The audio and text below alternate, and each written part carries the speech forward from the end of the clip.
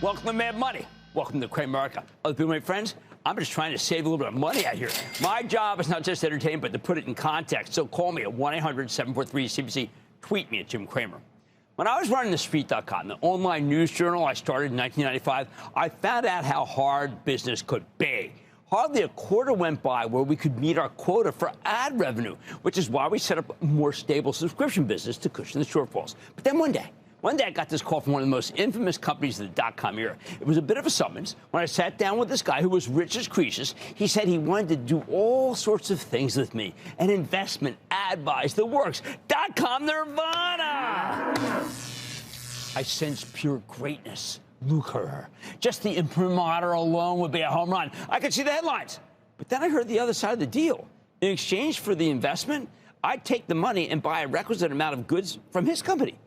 Basically, I was being asked to make his quarter. Seemed pretty circular and pretty fishy, but we both ended up looking great. I told him I wanted to speak to my lawyer first, and you know what? My lawyer shot it down immediately. He said you can't invest in a company that gets your money back in your own wares. That's what's called a lazy Susan deal, and these can be fraught from an investor and a legal point of view. My lawyer told me never to speak to that person again. Not long after this man's company got crushed as part of the dot-com collapse. Thank heavens I didn't deal with him. So in a day where we keep hearing that there's a bubble brewing in artificial intelligence world, I come back and tell you that the bubble's been bursting for weeks now. And we're now getting a lot of the signals that we saw back in the dreaded year 2000. Believe me, I was in the scrum then. It has a major impact today, with the Dow slipping 228 points, S&P tumbling 1.16%, the NASDAQ plunging 1.81%. All because of this stuff. These days, we're constantly hearing about what I call these lazy Susan deals, except they're being celebrated as good news for both parties. Today, for example, we learned that OpenAI is in talks to raise at least $10 billion from Amazon, some of which would be spent on Amazon's AI chips. We heard applause for this all day.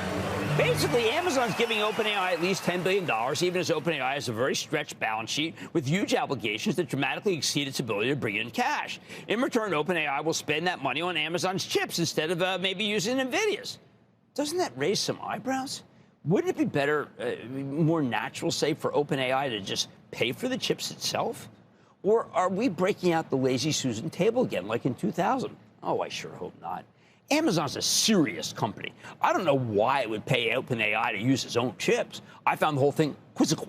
Very similar to the deal that I turned down from that giant dot-com company at the end of the internet bubble. I know that Amazon Web Services and OpenAI had an existing partnership from early November where OpenAI committed $38 billion for a multi-year deal to run its workloads on AWS. Does Amazon's $10 billion payment to OpenAI help OpenAI pay for that agreement too?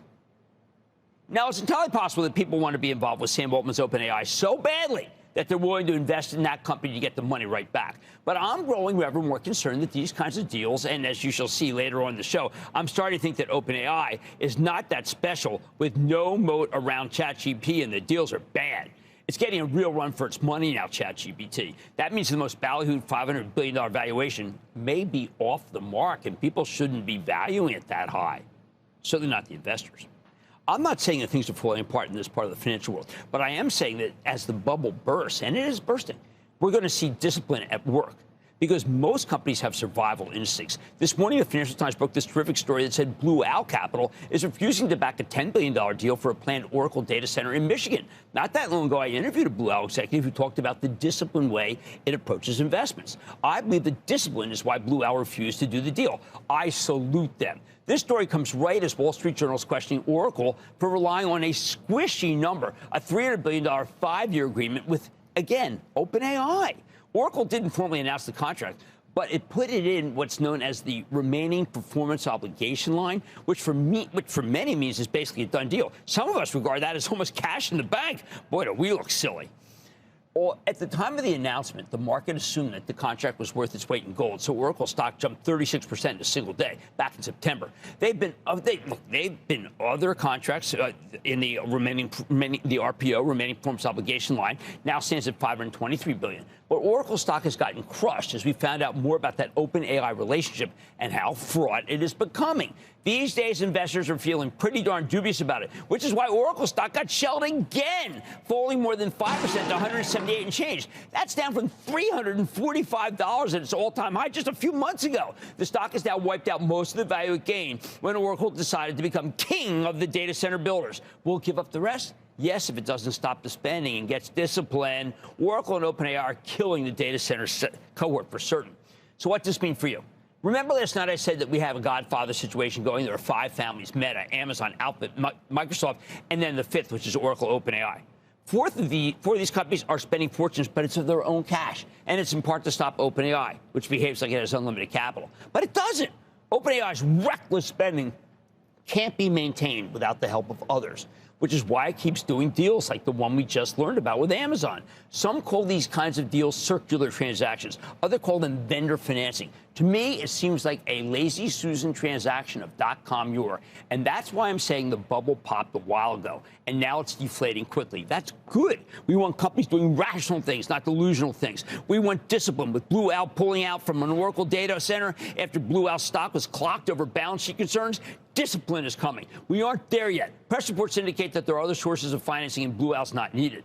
I wonder how much OpenAI is really worth if all the powers that be, including Oracle, exercise discipline, as the bond market seems to have lost its appetite for Oracle's debt, and surveys show that ChatGPT is barely ahead and in some cases falling behind what is starting to look like a very commoditized business. Let's not get caught in the weeds, though. The whole AI industry seems to be concerned that OpenAI may not be worth $500 billion, even though it has $1.4 trillion in spending commitments, which is why I think it keeps doing what looks to me like lazy Susan deals. Now, Oracle's stock has collapsed because they're doing so much business with OpenAI, and that pain has spread to the entire AI data center complex.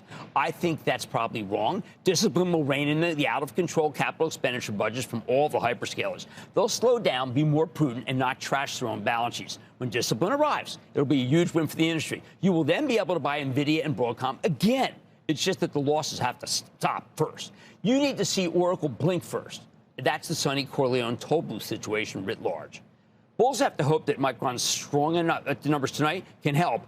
I don't know. Until we know for sure, the bottom line is these stocks will keep getting hit. Sooner or later, I think we'll get a Godfather-style truce on spending, and then everyone can benefit. But it's simply not safe to bet on these stocks yet until someone says no to these kinds of circular deals and calls them for what they really are: lazy Susan deals that my lawyer told me don't you dare even think about doing, let alone actually taking the money and giving it back discreetly in goods and services to pump up the quarter and the valuation.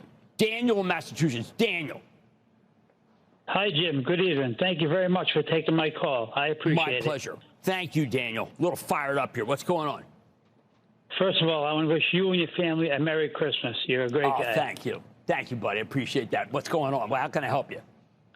Listen, I'm calling about the streaming giant Roku. What do you think about Roku? I like it. Okay, it's got a lot of positive chatter about the numbers. It's just been going up, and up, and I think it makes sense because that's where the advertisers want to be. Presley in Florida. Presley.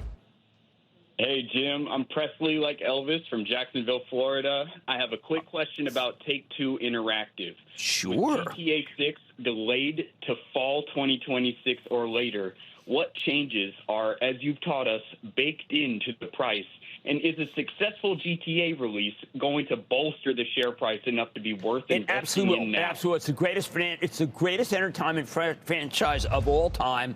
I think you can buy some here and buy some a little lower. Strauss Zelnick will deliver for you. He will. Don in Florida. Don. Booyah, Jim. How are you? I am good, Don. How about you? I'm great. Jim, I am a club member, and Excellent. I watch your show every night. I wouldn't miss it. Thank you. Thank you very much. Okay. Let's go to work. Here's my question. Robinhood. It's off, over 20% from its highs right now. Do you think, is it a buy, sell, or hold? Okay, this stock just went up straight up. And now when they start coming down, when they've been straight up, they don't stop as fast as you'd like to see. That's why what we're going to do is let Robinhood come down below that last dip, which took it down to 103. Maybe you go to, say, 95, and then pull the trigger. If not, then just say you missed it. All right, until someone finally calls out the deals we're seeing with OpenAI as lazy Susan deals, Well, I just think it isn't safe to invest in many of these AI stocks. But it's going to happen. Discipline is coming. On Mad Money tonight, Medline came public today in the biggest IPO of the year, and with the stock soaring out of the gate, is the valuation too rich for you to get a piece of the deal? Then, the most straightforward way to find earnings per share growth is to turn to the buyback monsters. I'll reveal the names that made my list and how are consumers really feeling about the AI chatbots. Is there a moat around ChatGPT? I'm talking 100x to hear what the research is signaling, and it is always methodical and empirical, so stay with Cramer.